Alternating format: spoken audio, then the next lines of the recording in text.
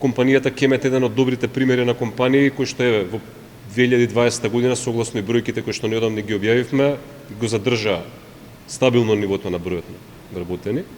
И она што е многу важно е тоа што во 2020 година во споредба со 2019 година растот на бруто платата на компанијата е 6%. Тоа значи дека не само што стагнира, туку и растат понатаму и се во склопи со нашите заложби, интензивни во последниот период, а тоа е работниците кои се ангажирани во технолошко-индустријските развојни зони и индустријските зони генерално, да добијат секако малку поинтензивен раст на платите кои што ги реализираат.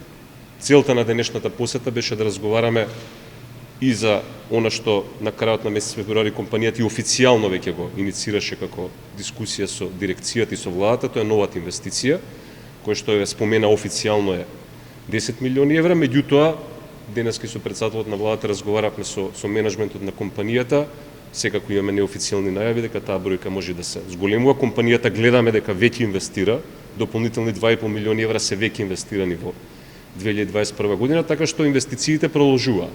И јас можам само да изразам очекување дека она што беше прва фаза на инвестицијата, која што сега погледнавме, која што беше реализирана во изминатите 10 години, со новата инвестиција веројатно ќе се удвои.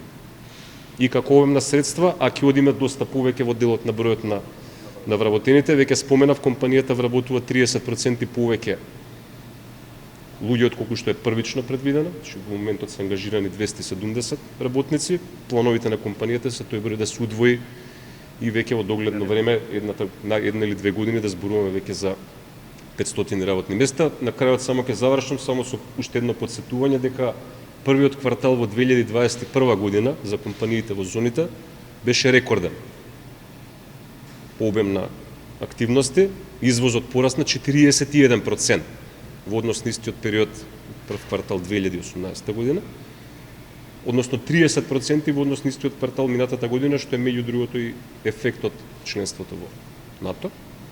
Така што сега зборуваме за извоз кој што некаде на ниво на квартал од 775 милиони евра или 300 милиона евра повеќе од пред 4 години само на ниво на квартал. Очекуваме овие бројки да продолжат и понатаму да растат, повторно кажам, со реалните економски политики на оваа влада кои што носат и реални економски резултати. Благодарам.